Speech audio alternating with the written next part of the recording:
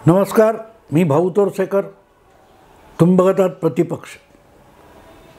मित्रांनो, मला सुप्रियाताई हळूहळू खूप विनोदी होत चालल्यात असं वाटतं.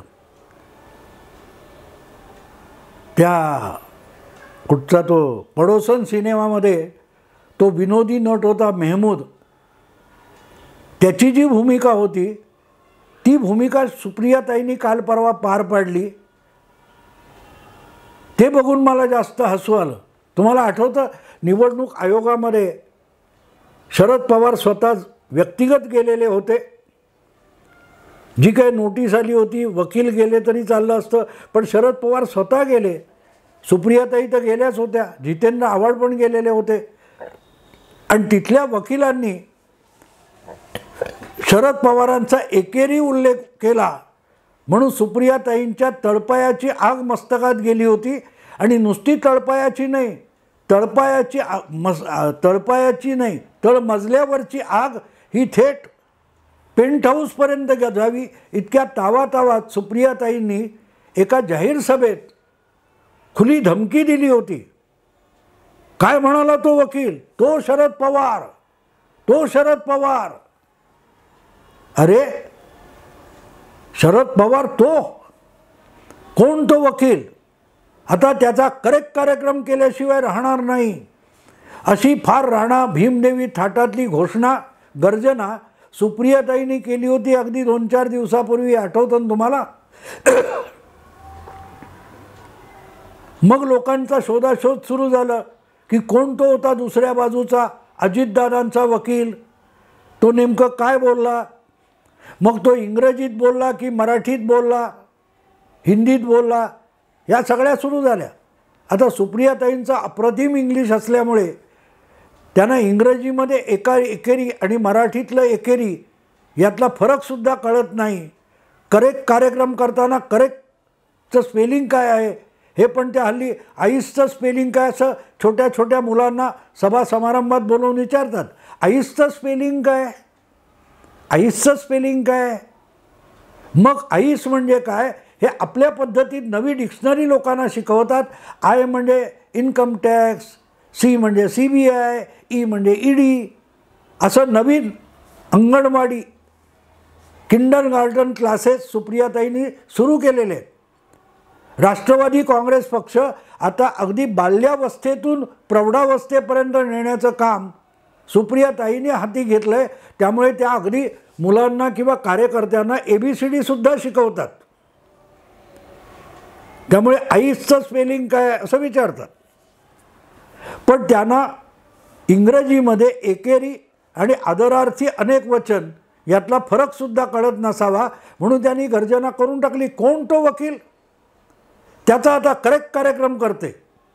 आता गंमत अशी आहे की जेव्हा सुनावणी झाली निवडणूक आयोगामध्ये, तेव्हा जर शरद पवारांच्या बरोबर खुद्द सुप्रियाताई होत्या, तो कोण तो वकील म्हणायची गरज नाही. तो तुमच्या समोर होता, तुम्ही गेला होतात ना निवडणूक आयोगामध्ये.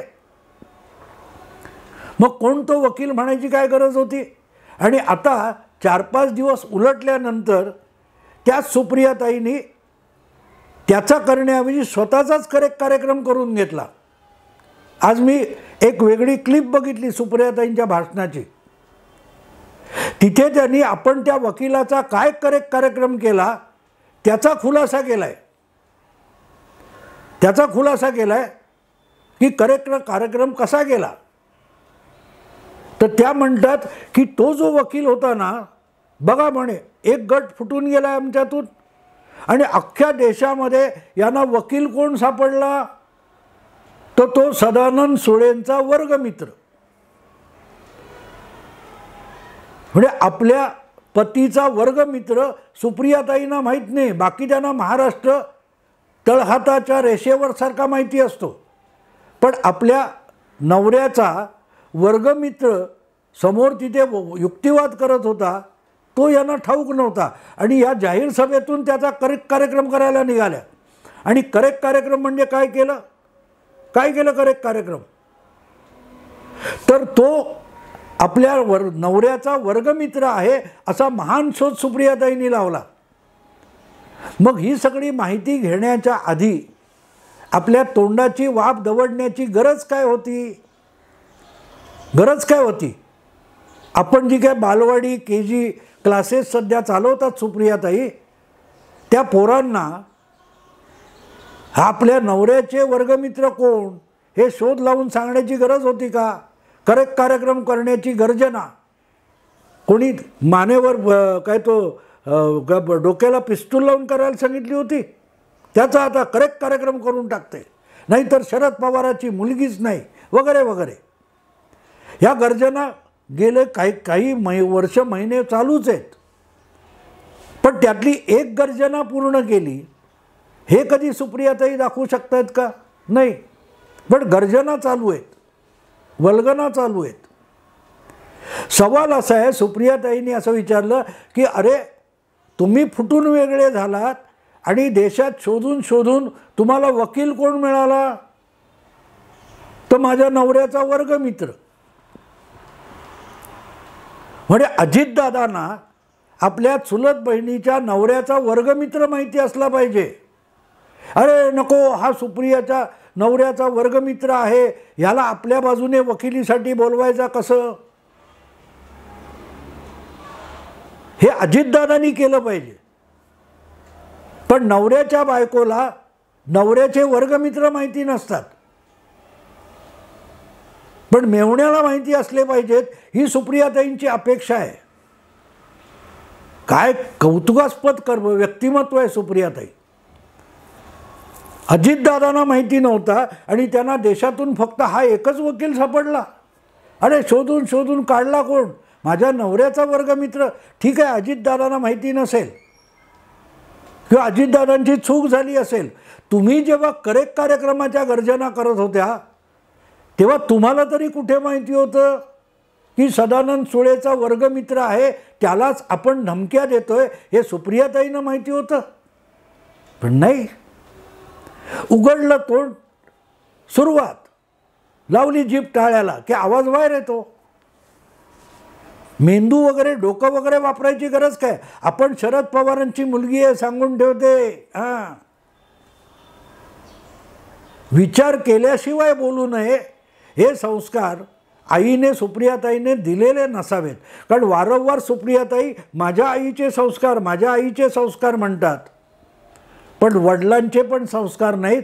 कारण वडील फार जपून शब्द वापरतात, जपून बोलतात, अनावश्यक असेल तर बोलत पण नाहीत, खुलासा पण करत नाहीत.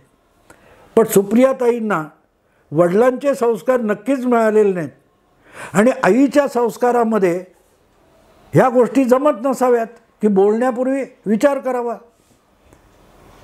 शोधून शोधून सोडला कोण? माझ्या नवऱ्याचा वर्गमित्र.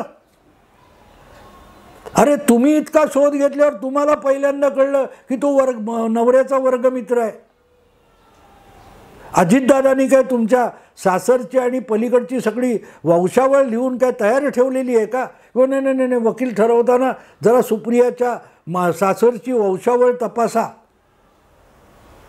असं असतं का? अधिकाधिक हास्यास्पद होत चालले आहेत सुप्रियाताई. आणि म्हणून ते करेक्ट कार्यक्रम करायला निघाल्या. त्यात पडोसन सिनेमा कुठून आला? तो मेहमूद असतो, तो पहलवान सुनील दत्तला धमक्या देतो, बोला आगे मत आना, आगे मत आना म्हणून धमक्या देत असतो. आणि सुनील दत्त पुढेच येत असतो आणि मेहमूद मागे मागे जात असतो. शेवटी मेहमूदच त्याला म्हणतो तू मागे आएगा तो हम पीछे जाएगा.